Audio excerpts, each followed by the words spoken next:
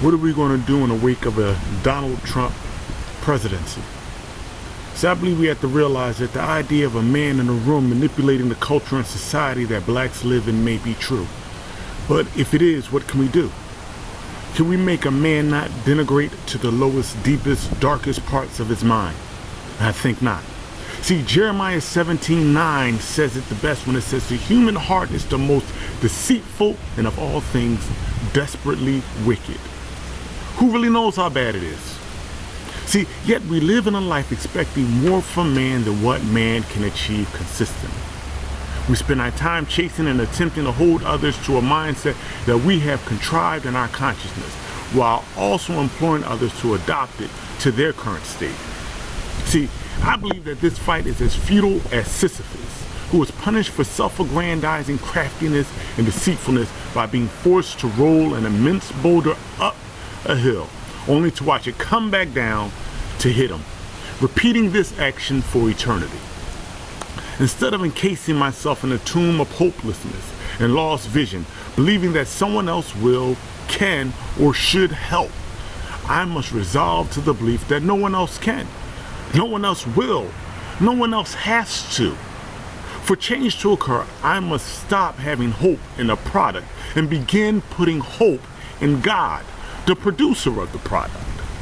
See, the road we as a country have traveled from conception to now has been a long and arduous one, consisting of tumultuous valleys, yet euphoric highs such as the election of Barack Obama. Yet these physical achievements by man are never able to forcefully change or eradicate the shortcomings of man's spiritual wickedness. See, I'm tired of being hit by these boulders of racial injustice, discrimination, and stereotyping that has become a part of America's way of life. With every step that is perceived forward, another event hits Black America with a blow that reaffirms racism, bigotry, and separatism. See, I'm tired of being hit by the boulders of unemployment, poor education systems, and rising crime. I implore you today to look defeatism and stagnant irreverence in the eye. Stare down feelings of hopelessness, anger, and resentment, and choose ye this day a new path to serve, to follow. After Hurricane Matthew laid destruction to a small town called Lumberton in North Carolina, the call was even more clear for the direction of those left behind and forgotten about. As waters rose in some of the poorest neighborhoods with no help in sight, they choose life in the midst of destruction and hope in the midst of despair. They did not just seek to escape their houses with water reaching to their waist and some to their chest. No, they chose to go after their neighbors to get them out to safety as well. See, as the waters rose, so did they. They did not wait on the them, but instead became the them that was needed in the moment. So I believe that now is that time. We have run away from our call for far too long. We were not created as tails, but instead as heads. And as such, you are the change that is needed to overcome the rising flood waters of life. After Moses failed to attempt to forcefully enact change, and the people he fought for turned against him, he too ran, hid, felt defeated. But wallowing in his defeat did not change the harsh and cruel environment that his people lived in.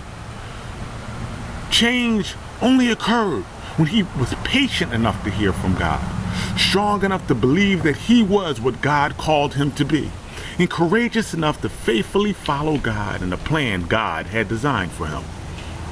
So, be strong and courageous, and faithfully march forward under God's strength, guided by his vision and plan for you. Realize that you are what this moment needs. You are the change that we have been waiting for. See, while disappointment may linger and anger may be infiltrated and try to make me upset, I will not roll my stone up the hill. Instead, I will take a higher ground where I can pull others up rather than put them down. I have been to the gutters and I know what life is like there. Now I seek to go to the mountaintops. I choose today to serve God by serving his people in the lot that he has placed me in. Today, I choose hope in my God.